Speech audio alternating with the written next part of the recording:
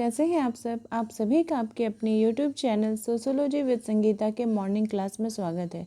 आज के क्लास में हम लोग एनसीईआरटी सोशियोलॉजी क्लास 12 के कुछ इम्पॉर्टेंट ऑब्जेक्टिव को देखेंगे जो कि आपके आने वाले एग्ज़ाम के लिए आपको बहुत ही ज़्यादा इम्पॉर्टेंट रहेंगे। तो चलिए क्लास को लेट ना करते हुए स्टार्ट करते हैं। आज का हमारा फर्स्ट क्वेश्चन है कि समाजशास्त्र क्या है। यहाँ पे आपके ऑप्शन दिए गए हैं कि समाजशास्त्र जो है वो समाज का विज्ञान है, इतिहास का ज्ञान है, अर्थशास्त्र का ज्ञान है या भूगोल का ज्ञान है।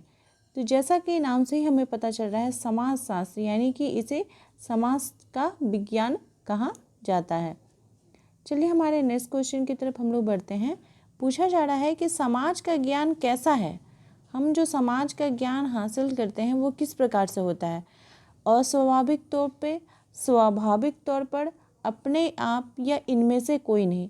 जैसा कि मनुष्य जो है एक सामाजिक प्राणी है, वो समाज में रहकर ही अपने जीवन के सारे क्रियाकलाप को पूरा करता है, तो उसे समाज का जो ज्ञान है वो अपने आप हो जाता है।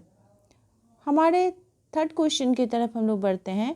पूछा जा रहा है कि किस विद्वान ने कहा है कि समाजशास्त्र आपकी व्यक्तिगत कठिनाइयों और सामाजिक मुद्दों के बीच की कड़ियों और संबंधों को उजागर करने में सहायक हो सकता है। ये एक समाजशास्त्री का कथन है जिन्होंने समाजशास्त्र को व्यक्ति की जो व्यक्तिगत कठिनाई है और सामाजिक मुद्दा के बीच एक संबंध बनाया है, परस्पर संबंध के रूप में उजागर किया है। तो ये जो कथन है ये किस समाजशास्त्री का है। मजुमदार एवं मदन का, सी राइट मिल्स, मैकियावेली या इनमें से कोई नहीं। तो इस कथन को दिया है सी राइट मिल्स के द्वारा।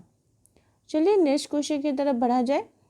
पूछा जा रहा है कि समाजशास्त्र का स्वभाव कैसा है। उसका जो स्वभाव है वो किस प्रकार से है। प्रेक्षणात्मक, संज्ञानात्मक, पर्यावरण के अनुकूल या फिर तुलनात्मक। तो इस क्वेश्चन का सही आंसर हो जाएगा संज्ञानात्मक, यानी मनुष्य अपने संज्ञान से, अपने सोच से समाजशास्त्र को देखता है, समझता है। चलिए हमारे नेक्स्ट क्वेश्चन की तरफ हम लोग बढ़ते हैं। पूछा जा रहा है कि भारतीय समाज में पाई जाती है किस प्रकार की क्या पाई जाती है। सभ्यता और संस्कृति, आधुनिकता, पश्चिमी सभ्यता या इनमें से कोई नहीं। तो हमारा जो भारतीय समाज है इसमें क्या पाई जाती है। सभ्यता पाई जाती है, संस्कृति पाई जाती है, यहाँ पे रीति रिवाज, जाति प्रथा, इस प्रकार के जितने संस्थाएं एवं समुदाय के रूप हैं हमें देखने को मिलते हैं। हमारा नेक्स्ट क्वेश्चन की तरफ हम लोग बढ़ते हैं। माल्थस की जनसंख्या वृद्धि के सिद्धांत का उल्लेख किया गया है। उन्होंने किसमें अपने जनसंख्या वृद्धि के सिद्धांत का वर्णन किया है।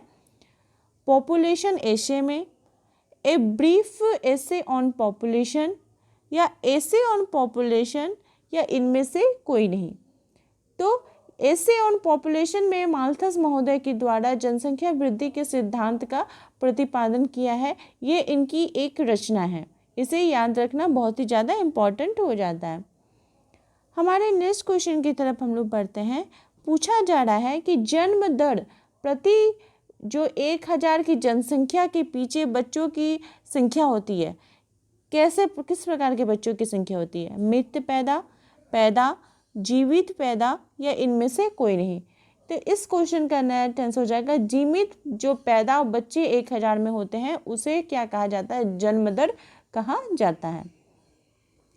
हमारा नेक्स्ट क्वेश्चन पूछा जा रहा है कि शहरों तथा कस्बों में परिवार संबंधी आंकड़ों की सूचना देनी होती है। शहर का परिवार संबंधी आंकड़ा और कस्बा का आंकड़ा किसे दिया जाता है। नगर निगम के कार्यालय में, पुलिस थाना में, प्राथमिक स्वास्थ्य केंद्र में या कहीं भी। तो इस क्वेश्चन का जो सही आंसर वो हो जाएगा नगर निगम के कार्यालय में शहरों तथा कस्बों के आंकड़ों के संदर्भ को दिया जाता है। हमारा नेक्स्ट क्वेश्चन है कि कार्यशील वर्ग के लिए निर्धारित आयु की सीमा है। जो कार्यशील वर्ग है वो क्या सीमा रखी गई है। 20 से 40 वर्ष, 15 से 64 वर्ष, 14 से 67 वर्ष या 22 से 70 वर्ष। तो जैसा कि हम सभी जानते हैं कि 14 वर्ष तक के बच्चों को कार्य नहीं लिया जाएगा। तो यानी कि 15 से जो 64 वर्ष का जो एक आयु वर्ग है उसे कार्यशील वर्ग के लिए निर्धारित आयु की सीमा मानी गई है। हमारा नेक्स्ट क्वेश्चन है कि जनगणना का सर्वप्रथम कार्य किया गया। जो जनगणना है ये किसके द्वारा सर्वप्रथम की गई थी? ब्रिटिश सरकार के द्वारा, महात्मा गांधी जी के द्वारा, सावित्रीबाई फुले के द्वारा, या इनमें से कोई नहीं। तो इस क्वेश्चन का राइट आंसर हो जाएगा कि सर्वप्रथम ब्रिटिश सरकार ने जनगणना का कार्य संपन्न करवाया था। हमारा नेक्स्ट क्वेश्चन है कि सर्वप्रथम जनगणना कब हुई थी? 1870 ईस्वी में, 1960 ईस्वी में, 1860 ईस्वी में, या 1947 ईस्वी में? तो जो इस क्वेश्चन का सही आंसर है वो हो जाएगा 1960 ईस्वी में सर्वप्रथम जो गणना है वो करवाई गई थी। हमारा नेक्स्ट क्वेश्चन है कि हर्बर्ट रिस्ले के निर्देशन में करवाई गई जनगणना कब हुई थी? 1902, 1801, 1706 या 1901? तो हर्बर्ट रिस्ले ने जो जनगणना की थी सर्वप्रथम वो 1706 में करवाई गई थी। हमारा थर्ड क्वेश्चन है, बहुत ही ज़्यादा इंपॉर्टेंट क्वेश्चन है कि caste and race in India नामक पुस्तक के लेखक कौन है? एम.एन. श्रीनिवास, राधा कमल मुखर्जी, जी.एस. घुरिये, या फिर दीपांकर गुप्ता? तो मैं आपको एक शॉर्ट फॉर्म बताती हूँ कि जब भी कास्ट यानी जाति के संदर्भ में जब आपसे पूछा जाएगा तो ये जी.एस. घुरिये का ही देन है। उन्होंने ही जाति प्रथा के संदर्भ में, भारतीय जाति प्रथा के संदर्भ में उन्होंने वर्णन किया है। हमारा नेक्स्ट क्वेश्चन है कि ज्योतिराव गोविंदराव फुले ने किस संस्था की स्थापना की थी?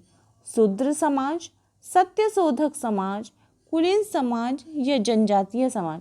तो ज्योतिराव फुले के द्वारा जिस समाज की स्थापना की गई थी उसे कहा जाता है सत्यशोधक समाज। हमारा नेक्स्ट क्वेश्चन में पूछा जा रहा है कि रामास्वामी नायकर पेरियार किस वर्ग के सुधारक थे? दलित वर्ग के, कुलीन वर्ग के, जनजातीय वर्ग के, या उच्च वर्ग के? तो रामास्वामी नायकर ने दलितों के उत्थान के लिए कार्य किया था। हमारा नेक्स्ट क्वेश्चन पूछा जा रहा है कि आधुनिक अर्थशास्त्र के जन्मदाता कौन थे? मार्शल, एडम स्मिथ, रॉबिन्स, या जे.के. मेहता? तो आधुनिक समाजशास्त्र का जनक किन्हें माना गया है? एडम स्मिथ को। क्वेश्चन में पूछा जा रहा है कि एडम स्मिथ ने किस प्रकार के व्यापार का समर्थन किया था? बंद व्यापार, मुक्त व्यापार, खुला व्यापार, या इनमें से कोई नहीं? तो एडम स्मिथ ने जो इस प्रकार के व्यापार का समर्थन किया गया था उसे बोला जाता है खुला व्यापार। हमारा नेक्स्ट क्वेश्चन है कि एक ऐसा स्थान जहां पर वस्तुओं की खरीद बिक्री की जाती है उसे क्या कहा जाता है? बाजार, समुदाय, आर्थिक संस्था, या इनमें से कोई नहीं? तो जहां पर वस्तुओं का लेन देन होता है उसे क्या कहा जाता है? बाजार कहा जाता है। नेक्स्ट क्वेश्चन है कि पण्यीकरण किसे कहते हैं? वस्तु को बाजार में भेजना, वस्तु को बिक्री योग्य बनाना, बाजार का विकास करना, या इनमें से कोई नहीं? तो देखिए, समाजशास्त्र एक ऐसा विषय है जिसमें अगर आप जो वर्ड है, शब्द है, उसको अगर पकड़ लेते हैं, उसे समझ लेते हैं तो वो कुछ भी हार्ड नहीं रहेगा। पण्यीकरण जैसे सोच देखने में लग रहा है कि अरे ये तो नया शब्द है, लेकिन इसका आंसर हो जाएगा कि वस्तु को बिक्री के योग्य बनाना। जो वस्तुएं पहले बाजार में बिकती नहीं थी लेकिन अभी वो बाजार में बिक रही हैं, उसको किस प्रकार से बेचा जा रहा है, तो उसे ही पण्यीकरण कहा जाता है। इसमें आप विवाह को ले सकते हैं कि पहले क्या था कि जो विवाह था वो परिवार के सदस्यों के द्वारा या रिलेटिव के द्वारा संबंध को किया जाता था, रिश्ता तय किया जाता था। परिवार के लोग जो शादी समारोह है उसे संपन्न करते थे। लेकिन अभी क्या हो रहा है, बहुत सारे मैरिज ब्यूरो हो जा रहा है, जो मैरिज एजेंसियां हो रही हैं उन लोगों को कांटेक्ट दे दिया जा रहा है, वो लोग सारा जो शादी का जो अरेंजमेंट है वो देख लेती हैं। आप मैरिज ब्यूरो का जो साइट है, मैट्रिमोनी साइट में अगर आप अपना प्रोफाइल देते हैं तो उसमें मैच होकर आपका शादी तय हो जाता है। तो क्या हो जा रहा है, जो विवाह है वो अभी के बाजार में बिक्री के योग्य बन गई है। तो इसे ही क्या कहा जाता है, पन्नीकरण कहा जाता है। हमारा नेक्स्ट क्वेश्चन और लास्ट क्वेश्चन है आज का कि उदारीकरण और भूमंडलीकरण के कारण बाजार का जो आकार है वो किस प्रकार का हो गया है, बृहत आकार, मध्यम आकार, सीमित आकार या फिर आपका इनमें से कोई नहीं। तो उदारीकरण और भूमंडलीकरण, उदारीकरण के कारण क्या हो जा रहा है कि लोग एक जगह से दूसरी जगह जाकर अपना व्यापार कर रहे हैं। वो देख रहे हैं कि जहाँ पे उसे व्यापार का अच्छा लाभ मिल रहा है, उसे रोजगार के साधन मिल रहे हैं, वो शिक्षा ग्रहण करने के लिए कहीं बाहर जा रहा है, तो इस प्रकार की जितनी भी व्यवस्थाएं हैं उसको क्या मिल रही है, बहुत ज़्यादा मिल रही हैं। तो इस क्वेश्चन का सही आंसर क्या हो जाएगा कि बृहत आकार। बाजार का रूप किस प्रकार से मिला है, उन्हें बृहत तौर पर मिल गया है। तो आई होप आपको आज की क्वेश्चंस जो है वो आपको आने वाले एग्जाम के लिए हेल्पफुल रहेंगी। इसी तरह से आप मेरे चैनल के साथ बने रहें और जितने भी एनसीईआरटी की जो इम्पोर्टेंट क्वेश्चन है ऑब्जेक्टिव मैं आपको वो सारे करवा दूँगी। मेरे चैनल के साथ बने रहने के लिए आप सभी का थैंक यू।